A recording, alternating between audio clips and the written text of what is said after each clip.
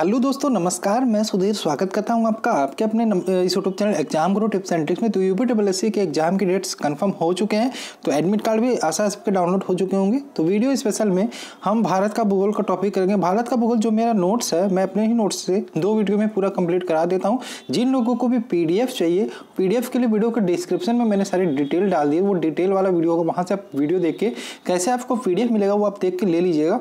तो सबसे ज़्यादा प्रश्न यहीं से आएंगे। तो जो इंपॉर्टेंट टॉपिक्स है भारत के भूगोल से, जैसे भारत की नदियाँ, भारत की झीलें, भारत के प्रमुख दर्रे, भारत की मिट्टी, वो सारी चीज़ें स्पेशल मेरे नोट्स बनाया था, उसी में से मैं सारी चीज़ें करा रहा हूँ। 2 पार्ट में मैं कराऊंगा।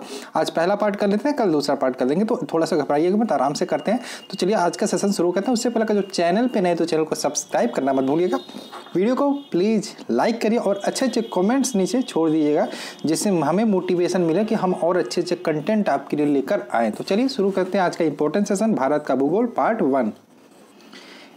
शुरू करने से पहले कुछ चीज़ें बता देना चाहता हूँ। ईयरफोन लगा के अच्छे से सुन के देखिएगा। कुछ कॉपी पेन भी लेके बैठ जाकर वीडियो चले, क्योंकि कुछ इंपॉर्टेंट चीज़ें होती हैं जो आपको पता नहीं होती, वो चीज़ें नोट्स कर लिया। अगर जो आपने मेरे वीडियोस देखे होंगे तो सारी चीज़ें आप देख चुके हैं। रिवीजन चल रहा है, इसलिए हम थोड़ा स्पीड में करेंगे, थोड़ी जल्दी में करेंगे, क्योंकि टॉपिक बहुत सारी चीज़ें हैं। और मान लीजिए आजकल में ये जियोग्राफी खत्म हो गया, कल हो सके हिस्ट्री का रिवीजन हो जाए, तो इसलिए हम जितना जल्दी करेंगे उतना बेटर रहेगा। तो भारत के भूगोल में सबसे पहले हम स्टार्टिंग से शुरू करते हैं। भारत के भूगोल की बात करें, मान लीजिए ये भारत का मैप है। भारत का मैप ऐसे नहीं होता, कुछ इस प्रकार से होता है, ठीक है। ये भी नहीं हो, ये कुछ इस प्रकार से होता है भारत का मैप, और ठीक है इस प्रकार से होता है। तो इस मैप को मैंने इस गोले के माध्यम से बना दिया, आप समझ लीजिएगा। तो इसमें बात करें, और ये भारत है आपका, ये पूरा विश्व है। ये भारत है, ये पूरा विश्व है, गोल है। और यहाँ पे मान लीजिए एक भारत है। भारत यहाँ पे नहीं, अगर जो हम देखें इस प्रकार से ग्लोब के हिसाब से, तो ये अगर जो हमसे एक लाइन आ रही है, भारत यहाँ पे स्थिति है, क्या है यहाँ पे स्थिति है, ठीक है। तो यहाँ से अगर ये मान लीजिए ये भारत है, तो भारत का देखेंगे क्षेत्रफल कितना है, 2.42%। पूरे विश्व का क्षेत्रफल का 2.242% हमारा भारत का क्षेत्रफल है। वही जनसंख्या की बात करें तो 17.5% जनसंख्या है भारत की पूरे विश्व का। आप रेशियो देख सकते हैं कितना ज़्यादा है जनसंख्या भारत का। इस हिसाब से पूरे विश्व का जो क्षेत्रफल है उसका 2.42% क्षेत्रफल भारत का है। और जनसंख्या की बात करें 17.5% जनसंख्या भारत की है, ठीक है। आइए जाते हैं क्षेत्रफल के हिसाब से सबसे बड़ा देश जो है, जिस देश का क्षेत्रफल सबसे ज़्यादा है, हमारा रूस आता है, रसिया आता है सबसे टॉप पे क्षेत्रफल के हिसाब से। और जनसंख्या के हिसाब से टॉप पे हमारी चाइना आती है, ठीक है। तो रसिया के बाद आता है कनाडा, चाइना, संयुक्त राज्य अमेरिका, ब्राज़ील, ऑस्ट्रेलिया, भारत। यानी कि क्षेत्रफल के हिसाब से देखें तो भारत का जो स्थान है वो 7वां स्थान है। क्षेत्रफल की दृष्टि से भारत का स्थान 7वां है। जनसंख्या के हिसाब से देखेंगे तो दूसरे नंबर पे ही भारत आ जाता है, ठीक है। तो ये अच्छी चीज़ नहीं कही जा सकती, आप समझ लिए, ठीक है। ये दोनों क्वेश्चन इंपॉर्टेंट है। क्षेत्रफल के सबसे ज़्यादा बड़ा देश कौन सा है, रूस है। भारत का स्थान 7वां है। जनसंख्या की दृष्टि से सबसे बड़ा देश चीन है और भारत का स्थान दूसरा है। क्षेत्रफल भारत का पूरे विश्व के हिसाब से 2.42%, जनसंख्या 17.5%, ठीक है। इसमें देखेंगे चाइना जनसंख्या में टॉप पे है, दूसरे पे भारत है, तीसरे पे अमेरिका है, चौथे नंबर पे इंडोनेशिया है, 5वें पे ब्राज़ील, 6ठे पे पाकिस्तान, 7वें पे बांग्लादेश, 8वें पे रूस है, ठीक है। नेक्स्ट चलिए, अब देखिए आपका एक क्वेश्चन आता है, कई बार पूछा है, भारत का सबसे दक्षिणतम पॉइंट कौन सा है। तो इंदिरा पॉइंट है। ये इंदिरा पॉइंट की बात करें, यहाँ पे आप देखेंगे, यहाँ पे आपका कन्याकुमारी पड़ता है, लेकिन इधर यहाँ पे छोर पे नहीं पड़ता। ये अंडमान निकोबार का पार्ट है। और अंडमान निकोबार की बात करें, यहाँ थोड़ा सा नीचे ये आता है और ये लाइन जाती है ऐसे, ठीक है। तो ये हमारा दक्षिणतम पॉइंट है, ये इंदिरा पॉइंट है, ठीक है। अंडमान निकोबार द्वीप समूह में पड़ता है। तो सबसे दक्षिणतम बिंदु है इंदिरा पॉइंट। क्वेश्चन ये पूछेगा, अब तो इंदिरा पॉइंट तो सबको याद हो गया होगा, अब ये पूछेगा सबसे उत्तरी बिंदु कौन सी है, ठीक है। सबसे उत्तरी बिंदु आपका क्या है बताइए। तो आपका ये हो गया, दक्षिणी ये हो गया। तो आप सीधी सी बात है कहेंगे उत्तरी हमारी इंदिरा कॉल होगी। इंदिरा कॉल की बात करें तो जम्मू एंड कश्मीर में पड़ता है। उसके बाद हमारी पूर्वी की बात कर लेते हैं, तो पूर्वी हमारा इधर आएगा वालांगू। वालांगू हमारे अरुणाचल प्रदेश में पड़ता है। और इससे इधर आएंगे, हमारी सबसे पश्चिमी की बात करेंगे तो सर क्रीक जो गुजरात में पड़ता है, ठीक है। एक चीज़ और यहाँ पे ध्यान रखिए, ये तो हो गई सबसे दक्षिणी बिंदु इंदिरा पॉइंट, सबसे उत्तरी बिंदु इंदिरा कॉल, सबसे पूर्वी वालांगू अरुणाचल प्रदेश, सबसे आपका पश्चिमी हो गया सरक्रिक जो गुजरात में पड़ता है। अब देखिए भारत का, मान लीजिए ये भारत का मैप इस प्रकार से है, कुछ इस प्रकार से है।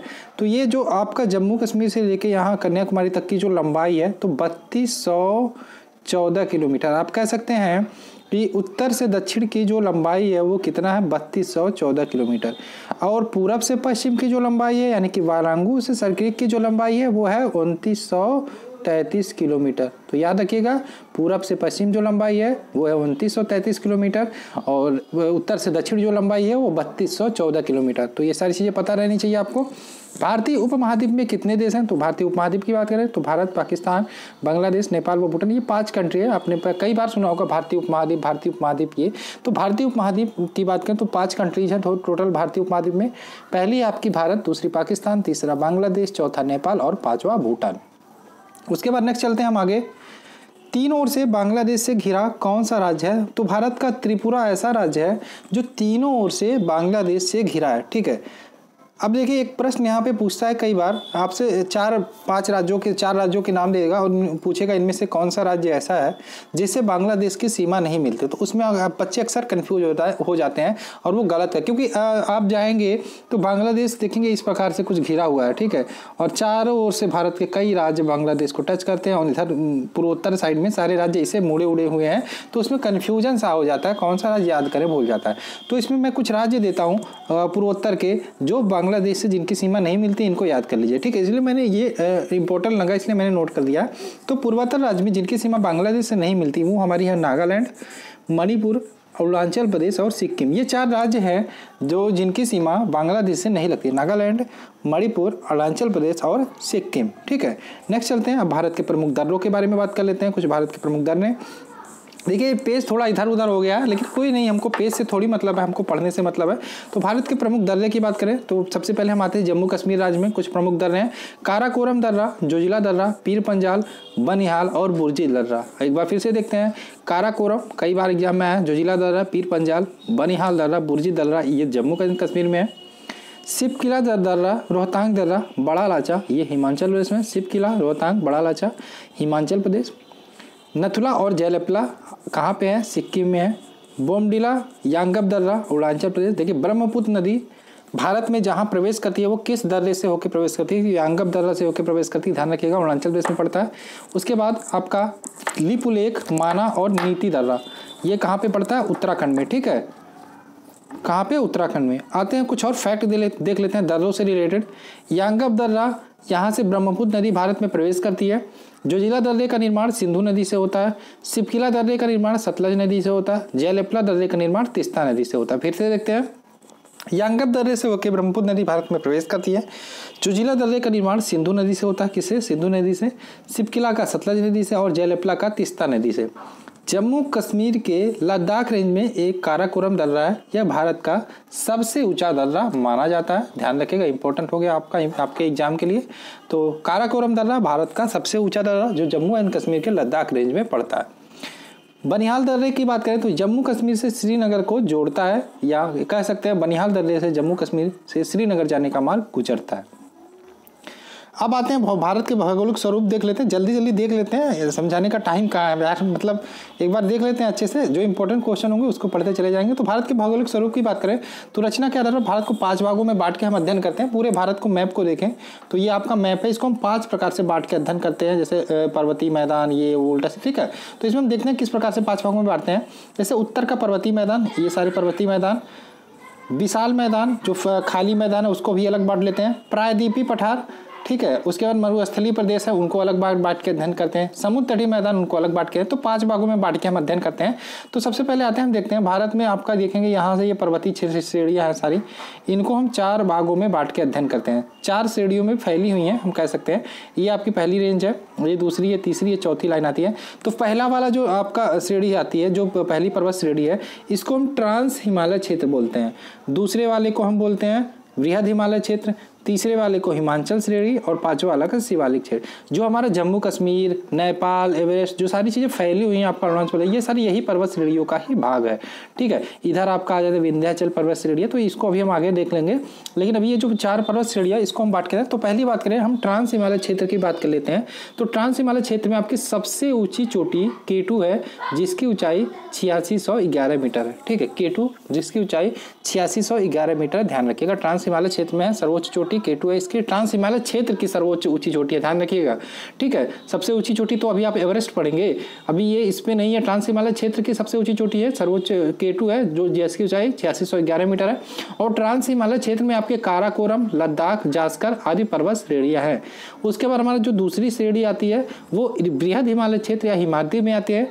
जी, बृहद हिमालय क्षेत्र में बात करें, हमारा हिमालय स्थित है और हिमालय पे एक सबसे ऊंची चोटी हिमालय की एवरेस्ट है, जिसकी ऊंचाई 8850 मीटर है। तो सबसे ऊंची चोटी एवरेस्ट है, ध्यान रखिएगा, 8850 मीटर जिसकी ऊंचाई है।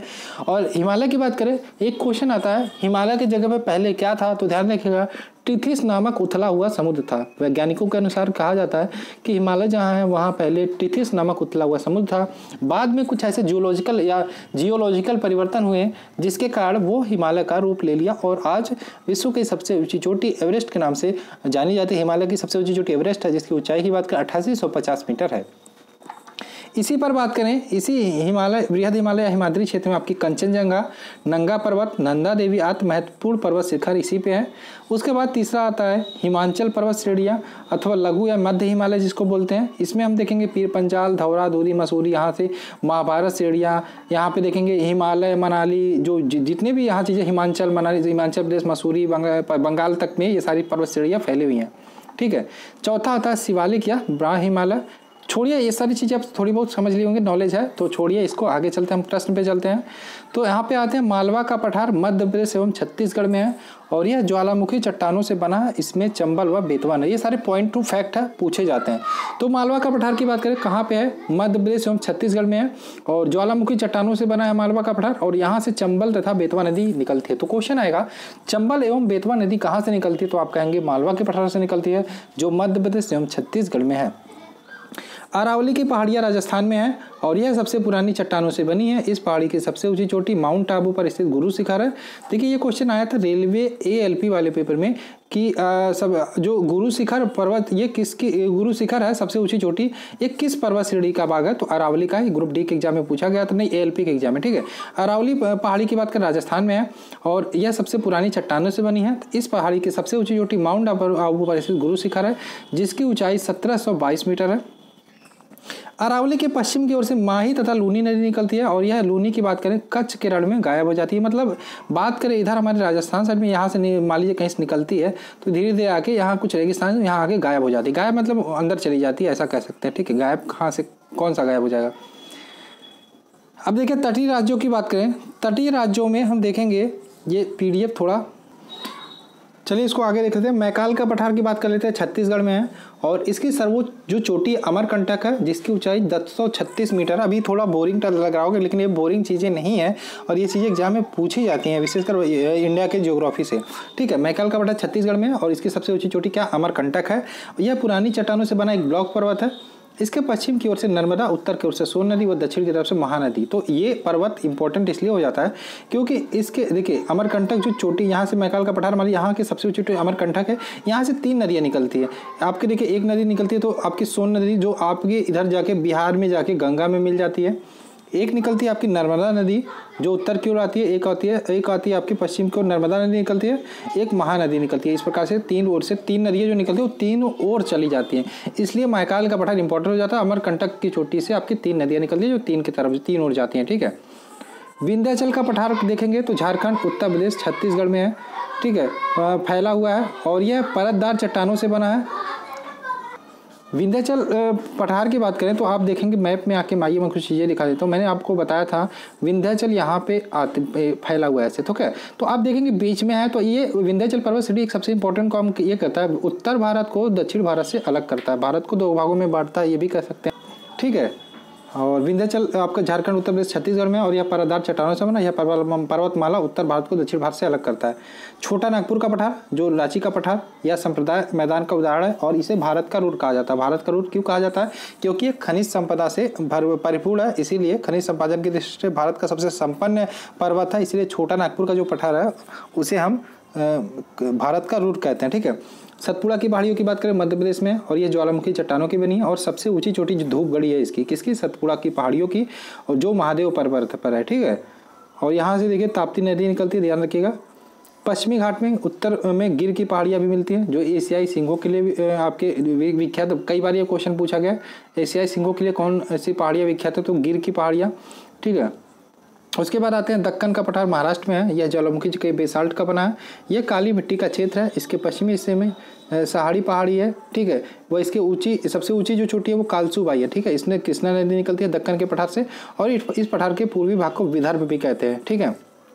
महाराष्ट्र का अभी देखिएगा, महाराष्ट्र का एक जगह है विदर्भ, और अभी रणजी का जो मैच हुआ था उसमें विदर्भ ने ट्रॉफी जीती थी, इंपॉर्टेंट है, ध्यान रखिएगा, ठीक है।